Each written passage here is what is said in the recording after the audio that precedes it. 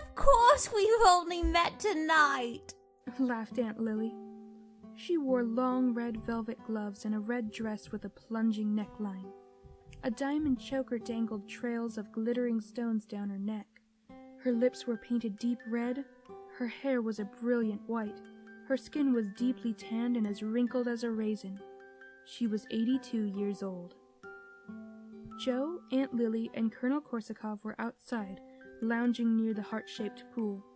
The party was winding down, and the last guests, a glittering silver dragon, a queasy-looking cowboy, an alligator in a bikini, milled about, reluctant to go home. An orange sunrise smoldered behind clouds, revealing a desert as empty and desolate as an alien planet. Joe watched Aunt Lily flirt with Korsakov, her own eyes half closed. But I've got to stay awake, she yawned to herself. It was at this time of night that Aunt Lily was at her most reckless. So what brings you this far out in the desert? Korsakov looked around carefully. A most secret and important business. He sipped his flaming Khrushchev and nodded crisply at Joe.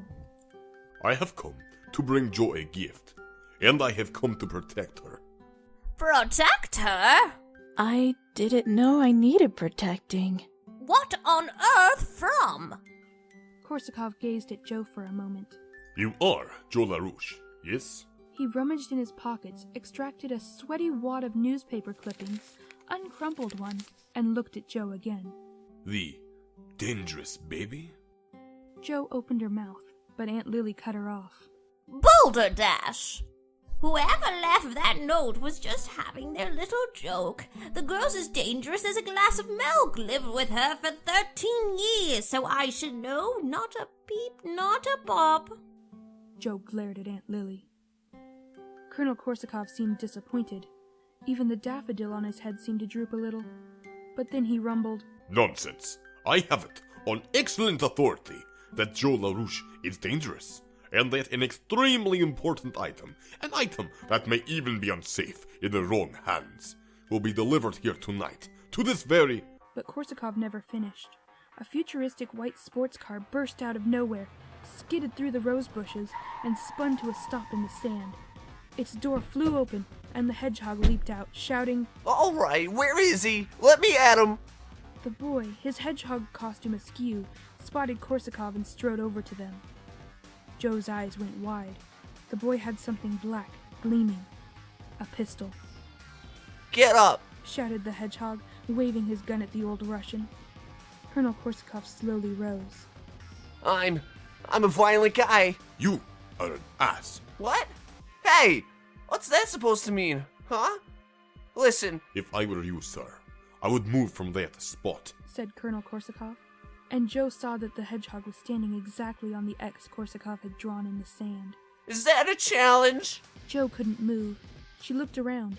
Everyone else was frozen too, even Aunt Lily, but Korsakov was silent and seemingly calm. This made the hedgehog even angrier. You better apologize, old man, or I'll shoot!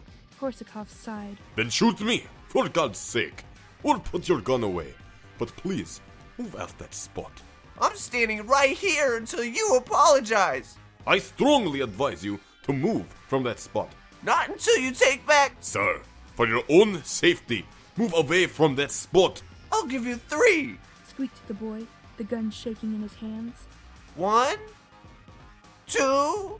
Don't shoot! The hedgehog whirled, pointing his gun at Joe. You again? Shut... And at that moment, several things happened. There was a shrieking blast of wind that sent sand flying, paper lanterns swinging.